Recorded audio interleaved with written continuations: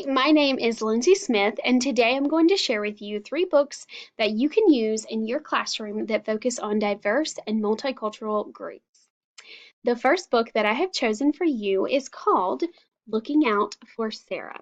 This is a great book that is great for pre-K through second grade. Um, it's written and illustrated by a woman named Glenna Lang, and it is a non-fictional book. Looking Out for Sarah is a book that sheds light on the visually impaired people and how they can use a guide dog to help them navigate their way through daily activities. The book is written from a dog's point of view. The dog's name is Perry, and it talks about how they go through their daily activities, um, such as waking up in the morning, walking through town, even interacting with their peers and talking with other people, and even how people should interact when they see someone with a guide dog. It would help teach children how to handle a situation such as that. Um, it even goes on to describe their experiences of walking 300 miles from Boston to New York together and how they reached media attention and how Sarah received an award for doing that with her guide dog. This book will provide a great objective for children. It will help them to understand the training of guide dogs and even how to appreciate and understand the importance of these dogs and what they're used for, and to even understand how people need them and how they're a necessity in their lives, and the importance of them. Since this book is actually based on a true story, it gives the story on the last page right here, um, gives a good description of that. Since it's based on a true story, a great way for students to get involved and really um, do an activity with this story would be for them to write a letter to the actual characters. So they could write a letter to Sarah and maybe describe their experience and the things that they learned about this book, maybe even talk to them about their pets, things like that. So that would be a great activity for students to really get involved in the story and to help them remember what this was about. So that is a great story right there.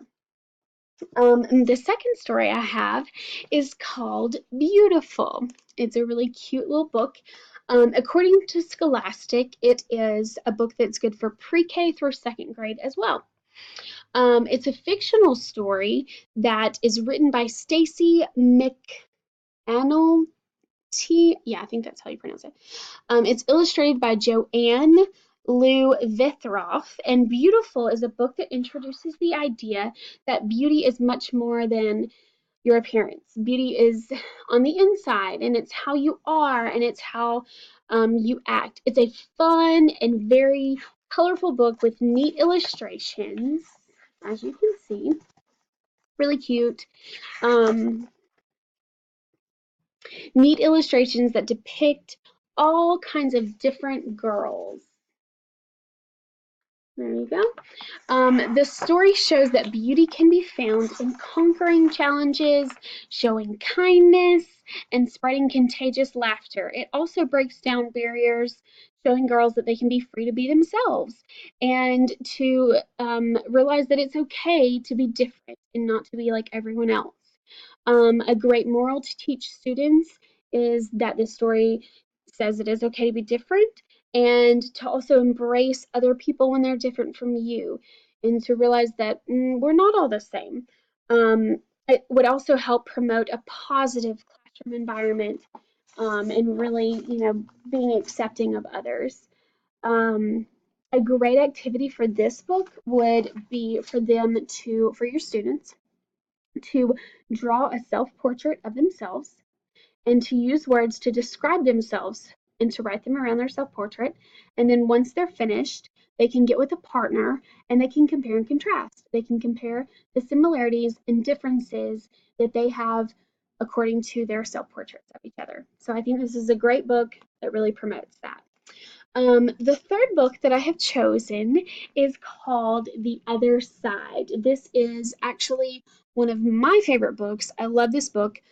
It's called The Other Side, and it is also good with first through second grade, and it can also be good for third through fifth grade. So you have a wide kind of range there. It's written by Jacqueline Woodson, as you can see, and it's illustrated by E.B. Lewis. It's a story about a little girl named Clover and a little girl named Annie, as you can see there. Um, they the girl named Clover is the little African American girl, and she's very curious as to why there are two sides of the fence. One side is the African American side, the other side is the white side. So they don't really understand why they have to be separated. It's kind of interesting, and Clover decides that when she sees Annie kind of being daring and getting close to the fence and sitting on the fence, she's like, I'm gonna approach her. So Clover decides to approach Annie and to ask her, what are you doing? And once she decides to talk to her, they ultimately become friends, and they have a great friendship. And they realize that nothing could come between friendship, and especially not their skin color. It's a very powerful story about um, the freedom of friendship, and it also brings in that social studies element. It's just an overall great book. A great activity for this one would be probably character point of view.